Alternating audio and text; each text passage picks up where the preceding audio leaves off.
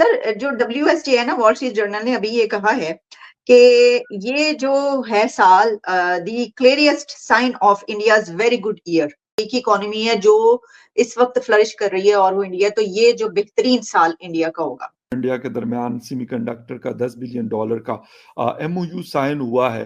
Semi conductor जो है आपके, वो इंडस्ट्री आपकी ताइवान, लोग ताइवान से घबरा रहे थे कि वहां पे चाइना शायद जंग शुरू हो जाए, वो सारा बिजनेस भारत के अंदर के है। जितना चाइना से लोग घबरा के कंडक्टर का बिजनेस है, सारा का सारा।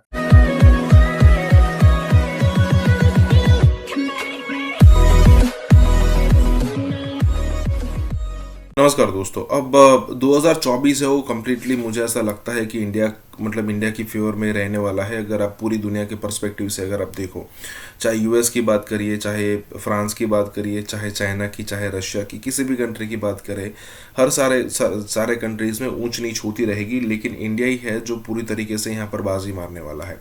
चाहे वो सेमीकंडक्टर के इन्वेस्टमेंट की बात हो, चाहे मैन्युफैक्चरिंग हब बनने में और आगे बढ़ने की बात हो, चाहे IT सेक्टर की बात हो, चाहे फार्मा सेक्टर की बात हो।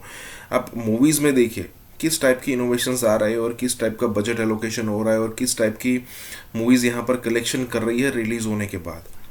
मतलब ये सारी चीज़ें इसी तरफ हमको इशारा कर रही है कि भाई आने वाले दिनों में जो 2024 है, 25 का तो अभी से नहीं सोच सकते, लेकिन 24 जो है वो मतलब यहाँ पर रिकॉर्ड तोड़ तरीके से इंडिया के फेवर में रहने वाला है। और यहाँ पर यही बात हो रही है कि किस तरीके से इंडिया अपनी फेवर में इसको करने वाला है। इसी के साथ ही वीडियो शुरू करते हैं। इंडिया के दरमियान सेमीकंडक्टर का $10 बिलियन का MOU साइन हुआ है, क्योंकि पहले चाइना इसका हब हुआ करता था, ताइवान था, लेकिन अब हमने देखा कि इंडिया में चीजें ट्रांसफर हो रही हैं। सर, कैसा देख रहे हैं? क्योंकि यकीनन $10 बिलियन एक बड़ा MOU साइन हुआ और होपफुली ये होगा कि इन फ्यूचर हमें नजर भी आएगा कि इसकी प्रोडक्शन भी शुरू हो जाएगी। हाँ, मैं जब इंडिया में था तो तभी खबर थी कि ये सेमीकंडक्टर वाली जो है ना ब्रांच, इसको वो इंडिया बहुत ज्यादा करेगा डेवलप। तो अब ये नजर भी आ गया, जैसे अब बता रहे हैं कि MOU साइन हो गया, $10 बिलियन की इन्वेस्टमेंट होगी। भाई देखें, इंडिया वाले जो हैं वो वहां पे आपकी इन्वेस्टमेंट जो है वो सेफ भी होती है। वहां पे जाके कोई आपको टेररिज्म नहीं करता कि आप पे ब्लास्फेमी लॉ लगा दें। आपको पता है हमारे जो बेस्ट फ्रेंड गिने जाते हैं चाइनीज, उनके एक इंजीनियर को ये पकड़ के मारने लगे थे, वो तो बचा लिया। हाँ, तो आप फिर एक श्रीलंकन को अपने मार दिया। यार, इंडिया में तो ये नहीं होता। तो इसलिए इंडिया एक बड़ी मार्केट है, एक सेफ मार्केट है, एक कामयाब इकोनॉमी है। तो सारा अब चाइना से लोग जो हैं वो ये वेस्टर्न पावर्स जरा उनकी डिपेंडेंस को कम करना चाहते हैं, तो इंडिया की तरफ रुख कर रहे हैं। रुख अगर नहीं हो रहा तो पाकिस्तान की तरफ नहीं हो रहा, ये कहने वाली बात है। बिल्कुल ठीक, बिल्कुल सही, बिल्कुल सही।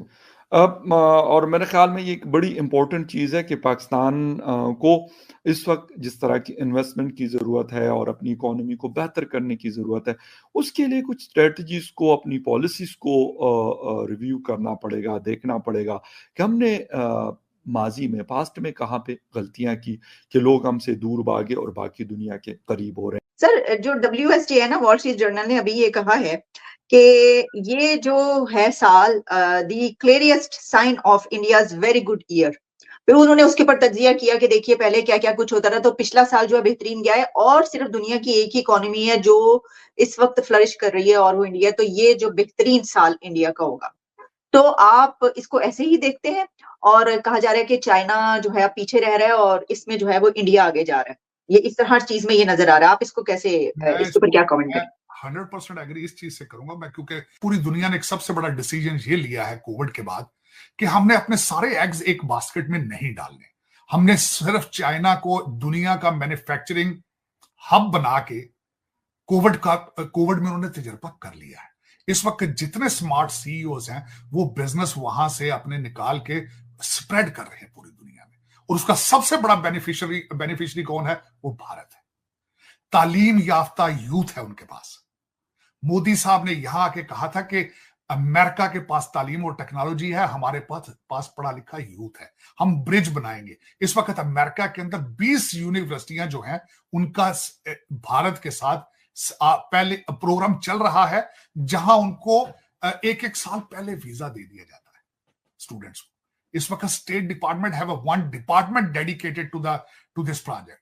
तो उसमें मैं बात करना चाह रहा था उस पे आऊंगा। एक छोटी सी मिसाल देना चाहूंगा आपके इस वक्त आपकी फार्मास्यूटिकल चाइना से सारी निकल के सारी भारत जा रही है। आप सेल फोन की आप एप्पल देख लें, इलॉन मस्क देख लें, उसके बाद सेमी कंडक्टर जो है आपके, वो इंडस्ट्री आपकी ताइवान, लोग ताइवान से घबरा रहे थे कि वहां पे चाइना शायद जंग शुरू हो जाए, वो सारा बिजनेस भारत के अंदर गया है।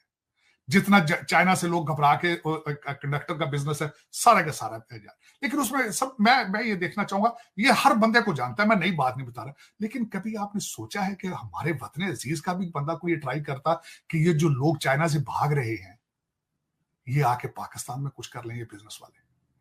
मैं अर्ज करना चाहूंगा कि जब वहां आपका जो पहला डेलीगेशन अमेरिका में आया था, उन्होंने आते $2 बिलियन का मांगा था इनसे, $2 बिलियन लोन। भारत ने क्या मांगा था? उन्होंने कहा था हमें इंडियन इंस्टीट्यूट ऑफ टेक्नोलॉजी बनाने की मदद करें आप। उन्होंने किया, वहां मौलाना आजाद और नेहरू साहब ने वहां पे इंडियन इंस्टीट्यूट ऑफ टेक्नोलॉजी की बुनियादें रखी। आज वो उसी का फायदा उठा रहे हैं, उसी का फल वो कर रहे हैं। वहां यहाँ पे जो अजय बंगा साहब हैं वो इंडियन इंस्टीट्यूट ऑफ टेक्नोलॉजी के पढ़े हैं। और वर्सेस 1300 यूनिवर्सिटियां इस वक्त भारत में मौजूद हैं, आपके पास 80। दूसरी बात, आप आज भी इंग्लिश से नाराज हैं, इंग्लिश तालीम से नाराज हैं, आप तालीम से नाराज हैं, आप टेक्नोलॉजी से नाराज हैं, आप हर चीज से नाराज हैं। आप 24/7 जिहाद के मूड में रहना चाहते हैं, हालांकि आपको पता है कि आपके डीएनए में जिहाद मौजूद ही नहीं है। कि इस वक्त जो रेशो चल रही है भारत की फ्यूचर जो उसका परसेंटेज चल रही है इकोनॉमी की, वे above the American economy. America से ऑलमोस्ट डबल रेट पे जो है वो भारत की इकोनॉमी जो है वो फ्लरिश करेगी इन द फ्यूचर। और किस खूबसूरती से वो मैनिपुलेट करते हैं कि रशिया से तेल लेते रहे अपनी करेंसी में। अब वो सारा पैसा वहां पड़ा कि रशिया रो रहा है आज के, हम रुपयों का क्या करें? उन्होंने कहा तुम्हारी मर्जी, जो मर्जी करो। रशिया से तेल, जरा उनको पता चला है कि हो सकता है मिडिल ईस्ट में ये जो कॉन्फ्लिक्ट है गजा का, इससे तेल में रुकावट आए, उन्होंने साथ ही वेनेजुएला से बात कर ली। लेकिन ये बातें होती हैं जब आपके कुछ कैरेक्टर हो, जब आपके अंदर कुछ लीडरशिप हो, जब आपको पता हो कि हमने इस कंट्री को अगले लेवल पर लेके जाना है। लेकिन आप तो काम ही लंदन के लिए करते हैं, लंदन से आते हैं, लंदन जाते हैं। एक वजीर आजम लंदन जाता है, दूसरा वापस चला जाता है, लंदन आते हैं। आपके जजेस, आपके जर्नल सारे लंदन वासी लोग हैं। आप तो पाकिस्तानी है ही नहीं। आपको क्या फर्क पड़ता है? आपने किसी ने आज तक सोचा कि यहाँ क्या मैन्युफैक्चर करेंगे? किसी ने सोचा पेट्रोल सस्ता कहां से मिलता है? किसी ने कभी सोचा है कि बच्चों को आर्टिफिशियल इंटेलिजेंस की तालीम किसने देनी है? कभी किसी ने बात की है? ये क्यों करेंगे? अपने बच्चे लंदन हो तो क्यों करेंगे? रुख अगर नहीं हो रहा तो पाकिस्तान की तरफ नहीं हो रहा, ये कहने वाली बात है। बिल्कुल ठीक, बिल्कुल सही, बिल्कुल सही।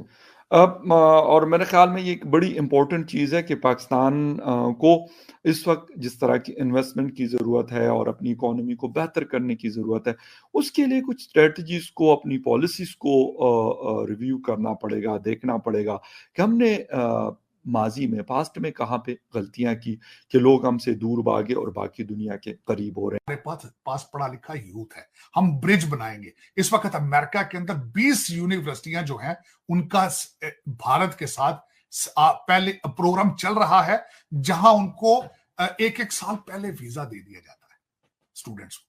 इस वक्त state department have one department dedicated to this project. तो उसमें मैं बात करना चाह रहा था उस पे आऊंगा। एक छोटी सी मिसाल देना चाहूंगा आपके इस वक्त आपकी फार्मास्यूटिकल चाइना से सारी निकल के सारी भारत जा रही है।